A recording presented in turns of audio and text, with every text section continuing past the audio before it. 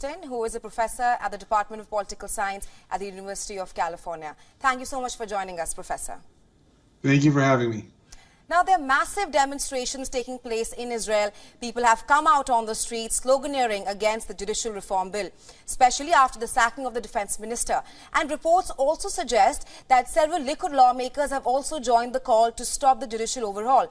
But the bigger question that arises here is that will Netanyahu halt the judicial reform bill? It's a very good question. No one really knows what Netanyahu is going to do. No one would have predicted when this government was formed almost exactly 3 months ago.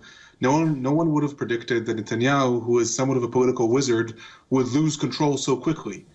He's really being pulled by different elements in his coalition. There are very hawkish right-wing elements that are pushing him to continue with his reforms. There are more moderate elements. Former Minister Galant was one of them, who are pushing him to halt the reforms. And Netanyahu himself is embroiled in court on trials of bribery and corruption, and he has his own interest in these reforms. So he would very much like to see them go forth for his own sort of political and personal interests, but he's really being pulled from all sides, and he seemingly has lost control over what his government is doing. His Minister of Justice is threatening that if he halts the reforms, he will resign. In turn, other people in his government are saying if you don't halt the reforms, the military is going to fall apart. And he is really sort of between a rock and a hard place, while also facing criminal charges himself and trying to change the system in order to ease his trial. So it's unclear where he's going to go, but I don't envy him trying to weasel his way out of this one, to be honest. Right, Professor, just to follow up to that, despite so much happening in Israel, why is Netanyahu so persistent regarding this bill? What is at stake for him? So personally, because he is on trial for charges of breach of trust and corruption, he has an interest in the coalition under his power having more of an influence over the nomination of judges, because there are 3 Supreme Court judges who are due to be nominated in the next several years, and he might be able to nominate judges who might be lenient on him later on. In turn, his coalition is also made up of very hawkish right-wing elements who have, over the years, tried to push forth a lot of legislation and expansion of settlements and military operations that the Supreme Court in Israel has often restrained the military's activity, and they have their own interests in pushing forth these bills and these reforms in order to say the Supreme Court basically will no longer be able to serve as a check and balance on the government.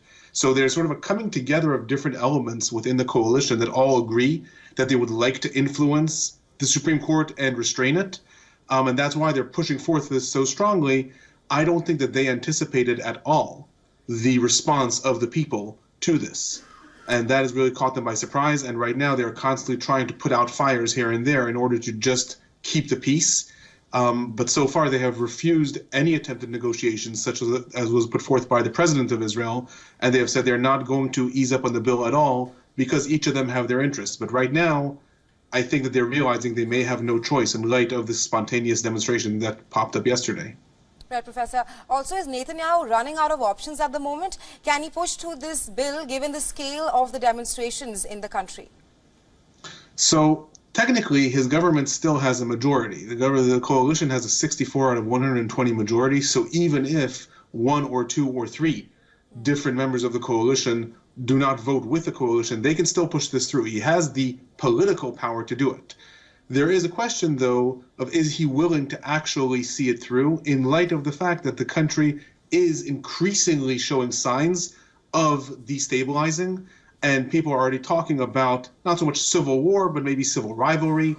And this latest move of firing the Minister of Defense really, I think, was a tactical mistake, because one of the things that are seen in Israel as almost a holy grail is the sanctity of the military. The military and the security establishment is supposed to be above politics, and it's supposed to be something that everyone in the country can agree is essential for the country's defense. And the fact that there are more and more soldiers in reserve duty that are saying they're not going to report to their duty in light of these reforms, and in turn the Minister of Defense tried to warn against this and was fired because of it, I think is causing a major backlash right now.